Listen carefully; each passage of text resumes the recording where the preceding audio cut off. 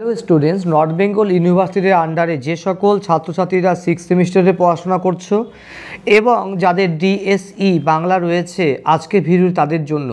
তোমাদের অনলাইন এবং offline class শুরু হয়ে গেছে। সামান্য ফির বিনিময়ে তোমরা অবশ্যই ক্লাস করতে পারো এবং নির্দিষ্ট আমাদের নাম্বারে ফোন করতে পারো, যোগাযোগ করতে পারো।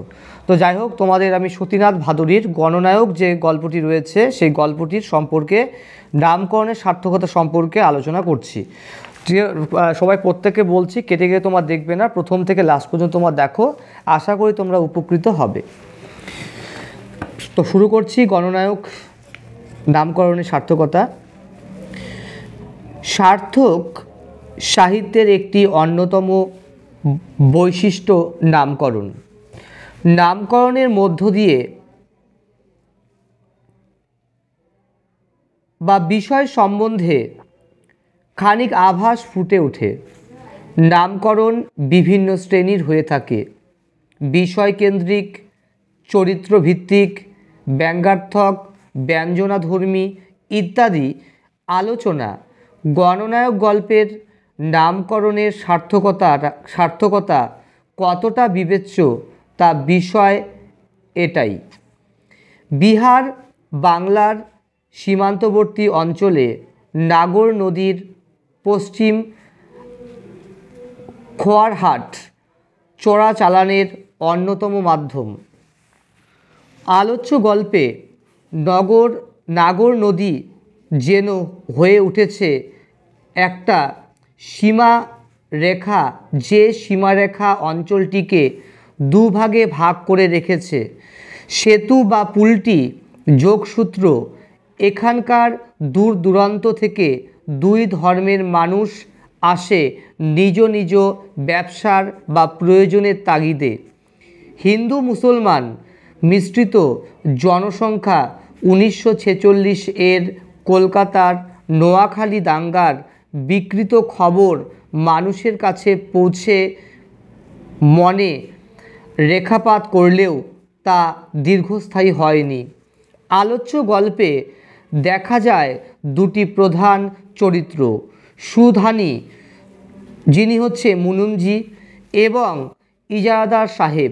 সময়টা 1947 সালের আগস্ট মাস। দেশভাগের সীমারেখা নির্ধারণের সরকারি কাজ চলছে। সেই সুযোগকে কাজে লাগিয়ে এই দুই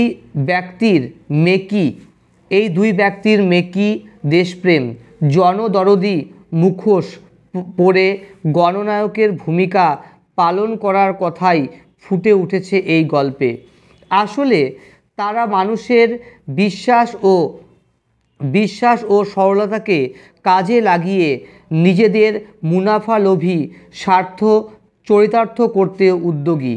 তাই একদিকে যেমন দেখা যায় জনদরদির মুখোশ পরে মুনিমজি লোকের চাল অত্যন্ত সস্তার দরে কিনে নিলেন, অন্যদিকে ইজারাদারও একই পথে হেঁটে কর্মচারীকে নির্দেশ দিলেন ধানের দরটা ঠিক করে নিতে, মানুষকে সাবধান থাকতে এবং নারীদের ব্যাপারে সতর্ক হতে বললেন।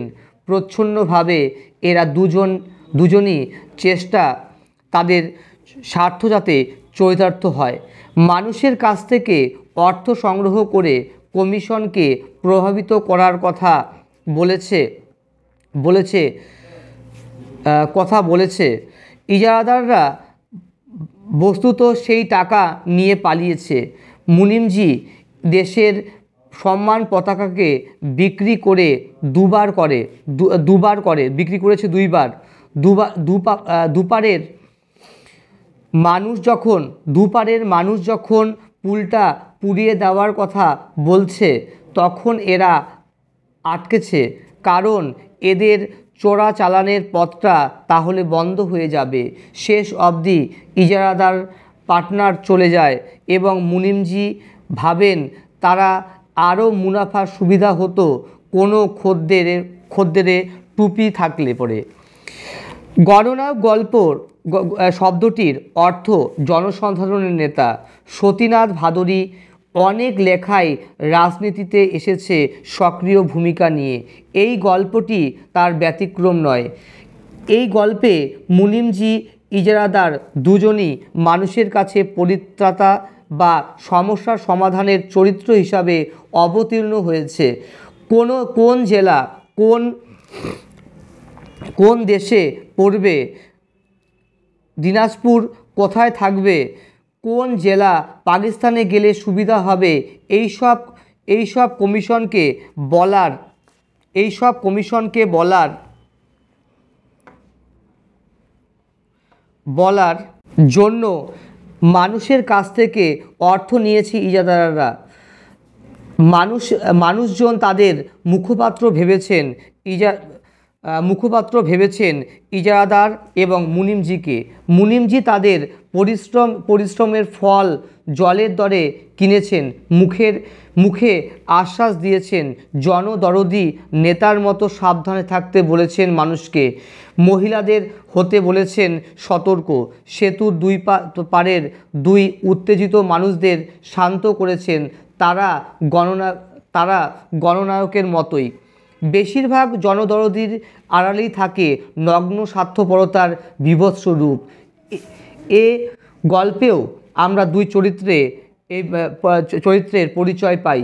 ইজারাদার কলকাতা কমিশনের কাছে মানুষের সুবিধা অসুবিধার কথা বলার নাম করে প্রচুর অর্থ আদায় করেছে এবং পাটনায় গা ঢাকা দিয়েছে, যাতে সমস্যা হলে তার গায়ে আঁচড় না পড়ে।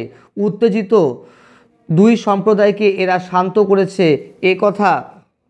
এ কথা ভেবে নয় যে পুল ভেঙে গেলে যোগাযোগ পথ নষ্ট হয়ে হবে দুই অঞ্চলের, বরং তাদের চোরাচালানের পথ বন্ধ হয়ে যাবে। সেই জন্য মানুষের জন্য কিছু করা মানে স্বার্থত্যাগ। কিন্তু এরা গান্ধীবাদের ভাবমূর্তি কিংবা পতাকার মতো আবেগকে মানদণ্ড করে মুনাফা দিয়ে অর্থের মাধ্যমে। আসলে গণনায়ক শব্দটিকে লেখক ব্যঙ্গার্থ এই গল্পে নামকরণ হিসেবে ব্যবহার করেছেন এবং মিষ্টির ছুরির মতোই তা সার্থকতায় পৌঁছেছেন, এ কথা আমরা বলতে পারি। তোমাদের এটাই ছিল গণনায়ক গল্পের নামকরণের সার্থকতা। আশা করি তোমরা জিনিসটা বুঝতে পেরেছো। অর্থাৎ এই গল্পে আমরা দেখতে পেরেছি মানুষের আবেগ বিবেককে, ভাবাবেগকে সামনে রেখে, ধর্মকে সামনে রেখে কিছু মানুষ গণনায়ক হওয়ার ভান করে তার সাধারণ মানুষকে ঠকিয়ে যায়। সেই বিষয়টি আমরা এই গল্পে লক্ষ্য করতে পারলাম। ভালো লাগলে চ্যানেলটিকে অবশ্যই সাবস্ক্রাইব করবে। প্রত্যেকে ভালো থাকো, সুস্থ থাকো।